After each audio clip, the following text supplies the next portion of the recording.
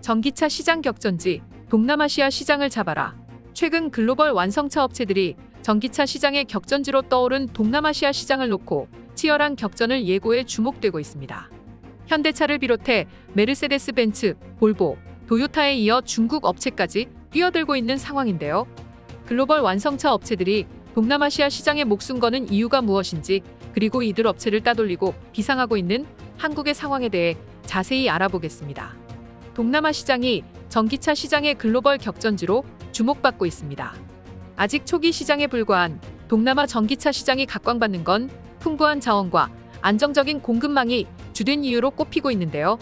인도네시아에는 전기차 배터리 핵심 소재인 니켈이 세계에서 가장 많이 매장돼 있고, 태국은 전기차 부품 공급망이 2,000개 이상으로 전해집니다.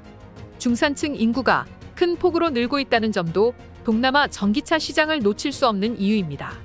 작년 기준 동남아 국가 전체 인구는 약 6억 6,700명으로 지금은 전기차를 구매할 능력이 있는 인구 비율이 비교적 낮지만 산업화 의지가 강한 국가를 중심으로 앞으로 5년간 중산층 인구가 크게 증가할 것이라는 전망이 우세합니다.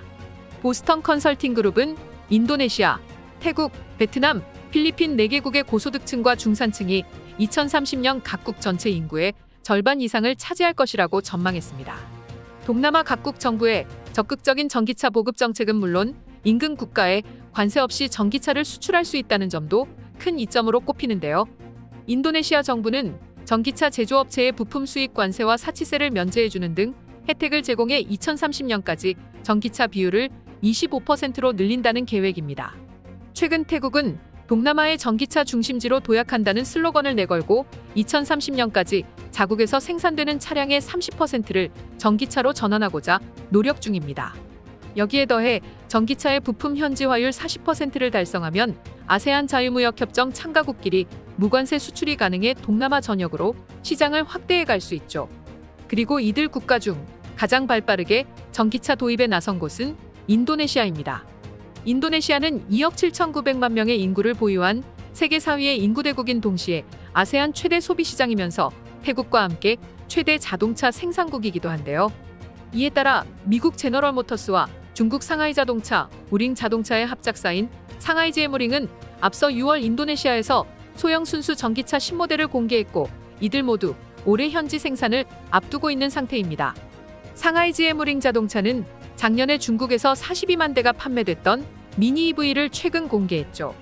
미국 완성차 브랜드 테슬라도 인도네시아 시장 공략에 힘쓰고 있는데, 외신 보도에 따르면 최근 테슬라는 인도네시아의 전기차와 배터리 생산 공장을 설립하기로 한 것으로 알려졌습니다.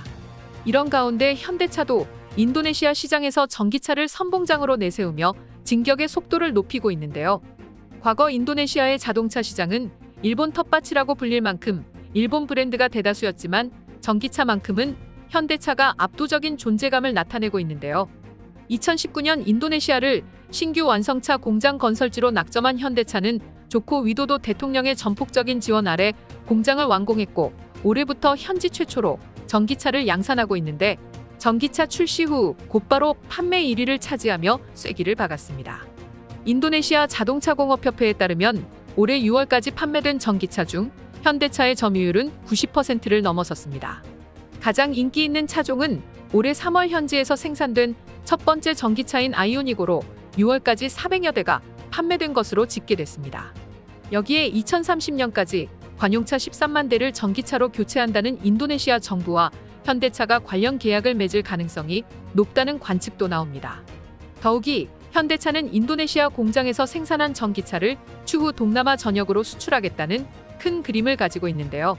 부품 현지화율이 40% 이상이면 무관세로 수출할 수 있는 아세안 자유무역협정 이점을 살려 인근 나라의 자동차를 수출해 동남아 시장 공략 속도를 높이겠다는 전략입니다.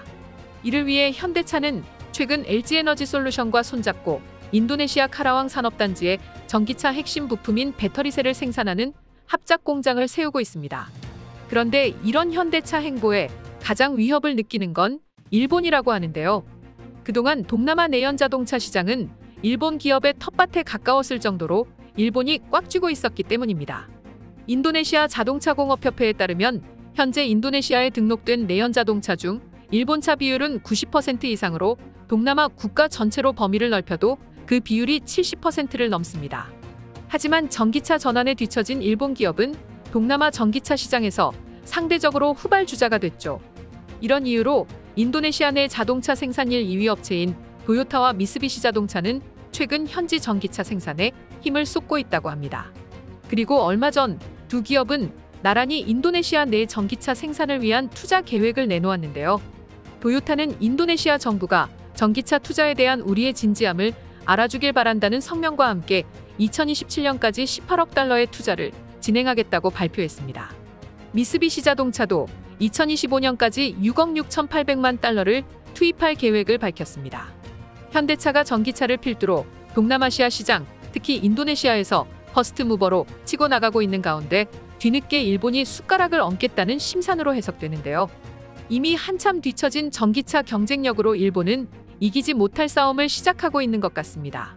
세상의 이슈를 연결하는 참 이슈입니다. 여러분들의 많은 의견 댓글로 남겨주세요.